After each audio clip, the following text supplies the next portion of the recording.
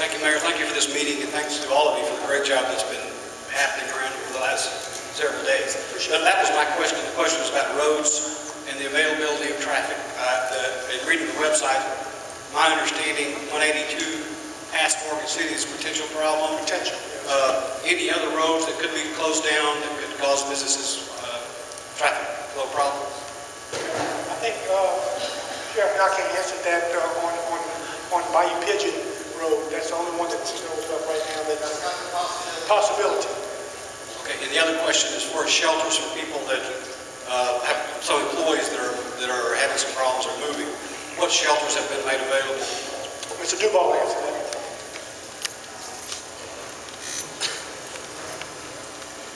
Mr. Wilbur, thank you again for your help with our National Guard soldiers, and we appreciate everything you've done to help them. I'll want to mention the fact that we have shelters available. We have not called any kind of evacuation, so we haven't opened them. Stanley Keller with American Red Cross and his staff are here tonight.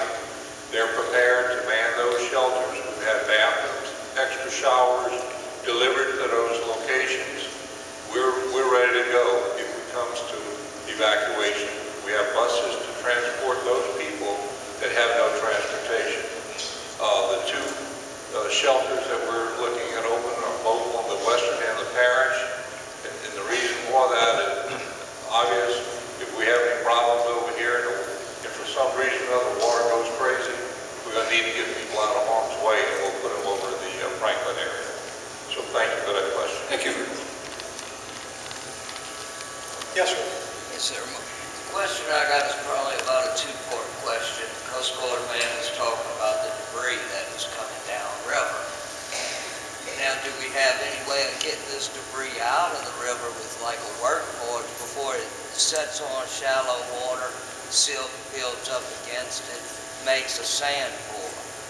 Second part of the question, why do we only see dredging near the bridges and not down the river? She flows good, but if you had an adequate riverway, you could disperse just as much. I agree with you, and some of that is funding from Washington. Bill, now I'm an expert in funding. Yeah. To answer that question, we agree with you. If we have lost not only navigation channel, but we have lost what we call the basin. Okay, it's been filled in, and today we had a meeting with our Senator Mary Landry, and told her navigation is important, yes, but if we had a basin as we had years ago, we would not have the flood problems, because without a doubt, the restriction below the Shane is what's causing a lot of water to back up the Shane. But in general, all through the area, it's silted in, and we need a program of developing a new basin, not just a new navigation channel, so if you do one, though, you've got the other one. So if we get a basin that's big enough to take care of the water, we've got the navigation channel. Exactly. That's my whole point. You can't get ketchup out of the bottle with the lid on. That's right. So we're fighting for funding for navigation all the time, but it's bigger than just navigation. But as far as getting the debris out as it's headed down river, is there anything we can do about that to stop any? I said my main mission was the levees. Our second mission is for that. Obviously you know the Atchafalaya River is a lot wider at Grand Lake than it is when it gets to American Pass. So that's another mission we have. We have gotten permission from air support. We can't check that by land. We certainly can't check it by boat. That is one of our missions, is to fly that whole system right there to make sure there's not enough debris to back up or choke up anything in that area that would prevent the water from coming and then really start backing up the river. But we have that one covered as well. Thank you. Thank you, sir. Thank you. Yes, ma'am. Hi, my name is Lisa, and At least all of them.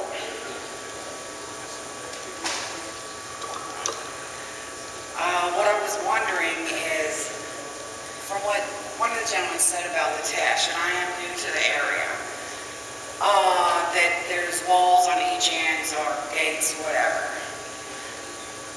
If it gets so bad in Morgan City that we see breaches coming, or maybe we do need to let something go, is there a chance that the test would be open for water to go through? So no. So you are telling me there's no way we're going to get water in that test? Right. Okay. And one other thing, even with what you're doing with McDermott and Amelia, is Amelia still expecting a lot of water, or is this going to prevent most of it? Well, we might as well stay up here. Mr. Building has many attributes, and a lot of it is like flood water. Well, really, and that's only because that's the job of the levee district. Our full-time job is trying to keep the water out of the homes, okay? But the problems in Amelia are elevations, and there is a flood protection plan that was put together to protect the area of Amelia. Right. And what it's basically going to do is going to increase elevation of all the levees and give protection to the people by raising the levees and putting these HESCO baskets in. Their land is low. You know, along the waterfront, along Bayou Bluff, there's last week that it was only a foot before it was on land. So they have problems that you don't have in Berwick or Bayou Vista, Patterson area. We have a levee system all the way around there, but we have fixed that. I mean, Okay. on a temporary basis, we've given them protection. Okay. All right. Thank you. Yes, ma'am. Hi. I'm from Bayou Vista, and I believe y'all answered more of the questions I had. Okay. I was wondering, under any scenarios, would the Berwick locks or the Calumet locks be open? No, ma'am. None? We all agree on that. No. Okay. The locks will not be open. And the protection of the Morgan City seawall is 21 feet. Yes, What ma'am. is it at the Berwick locks? Well, the bird locks, like I said earlier, the gates are at 17 and a half. 17 and a half. Right, and those, and I think, Bill, again, is about, the levee is about 3 foot high, so you're looking at about 20-foot levees at that point. Okay, thank you. Welcome. Yes, sir. Good evening. Good evening. Bobby, Bayou Vista resident. Recently, I just moved here. I lived in an area where they guaranteed us that our levees wouldn't fail. 2 days after they made that guarantee to us, we had to pack up everything we owned in 4 foot of water and walk to the highest ground. Can y'all guarantee that the levees will not fail? And if something is to happen, what can we expect? Well, I'm gonna let one of these core guys answer. Sir, we can't guarantee the levees won't fail. We're going to do everything in our power to be there if they do. But nothing in history has tested the levees like it's going to be tested coming up. So to say, I guarantee, that would be empty words to you. We're saying we're taking every effort, taking every measure, taking every precaution to ensure that they're reinforced and to have teams on hand, if they do fail, to respond quickly to keep you from having to leave your home. And one more part that I have is with the dry conditions, with the weather and everything, and not much rain, does that affect the levees in any way? Yeah, let me answer that question first. It does help in the sense that the water coming down will now go into the ground a little more. Okay, as far as the levees, it doesn't affect the levees a whole lot. But let me answer the other question too. You know, I work in the New Orleans area, and after Katrina, everybody wants the same thing. They want guarantees. Folks, when you live in an area surrounded by water and you're below sea level, there are no guarantees. What we're trying to do is reduce the risk, okay? And that's what you see by all the billions of dollars being constructed in the New Orleans area, and that's what these leaders are up here telling you. There's no guarantee but everybody's working hard to reduce the risk, and I think the risks are at a manageable level right now. Thank you. Yes, ma'am. Hello. I'm Dawn. I live in Berwick.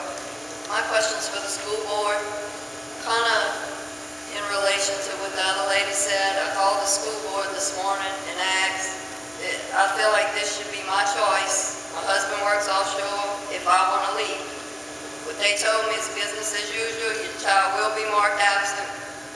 Bottom line. And as I said, it is business as usual because the state requires us to fulfill the minutes. But again, we don't want any kids to fail. So if you chose right now to leave right now, you talk to your principal. When you get back into town, whether that's 2 weeks, a month from now, whenever you feel safe to come back in, go back to the principal and say, is there any work that my child